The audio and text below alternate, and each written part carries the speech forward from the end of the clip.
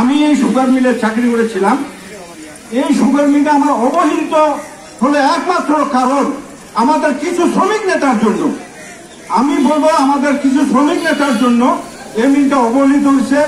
বিশেষ করে বলবো আখ চাষী ফেডারেশনের সম্মানিত সভাপতি পঞ্চগড় 1 আসনের এমপি মহাশয়ের কারণে আমি বলবো এই মিল বন্ধ হয়ে গেছে।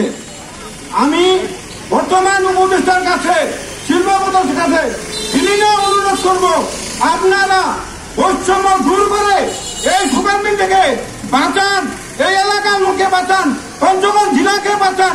আমি অনুরোধ করব, এই পঞ্চগড় জেলা একমাত্র তৈরি হয়েছে পঞ্চগড় সুগার মিলের জন্যই।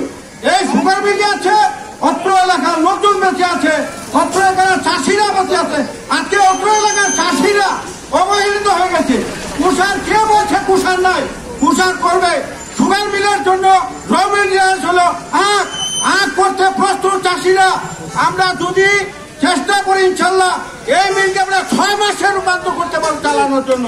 আমাদের যে হাজার হাজার শ্রমিক ভাই বোন, যেখানে আমরা চুক্তিভিত্তিক হোক, স্থায়ী ভিত্তিক হোক, পার্মানেন্ট হোক, সেখানে আমরা সংসার চালাতাম, আমাদের সংসার চলত, তারা এখন আমাদের মিলটাকে ধ্বংস করে দিয়ে, বন্ধ করে দিয়ে তারা এখন আমাদেরকে রাস্তায় বসিয়েছে।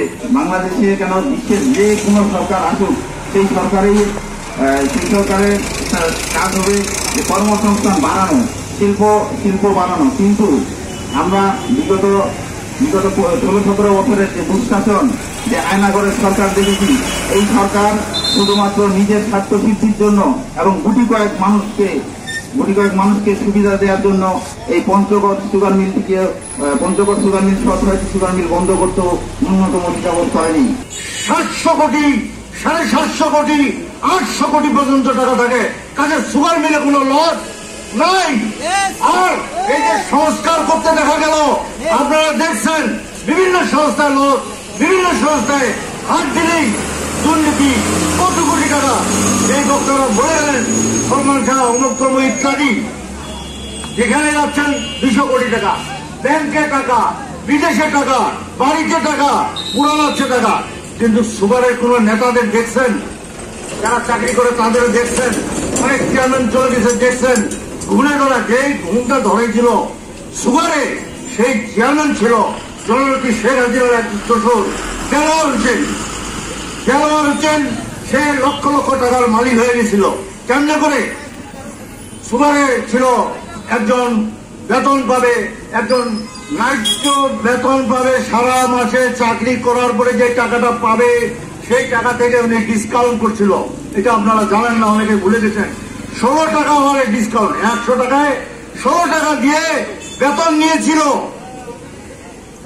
তারপরও সুগারের কোনো লস করতে দেওয়া হয়নি। যদি লস হয়েছে, শ্রমিক কর্মচারী কর্মকর্তাদের লস হয়েছে। বিগত সরকার, এই সরকারের কিছু কুচক্র দালাল সালমান এফ রহমান, এই সালমান এফ রহমানকে একমাত্র কেন্দ্রবিন্দুর মাস্টার মাইন্ড, প্ল্যান মাস্টার ছিলেন এই পঞ্চগড় সুগার মিল 6টি মিল বন্ধ করে দেওয়ার।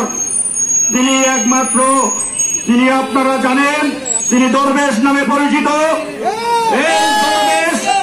এই দরবেশে আমাদের এই পঞ্চগড় সুগার মিল 6টি সুগার মিল বন্ধ করেন। এই বন্ধ করার কারণে তিনি আজ এই সরকারের পতন হয়েছে।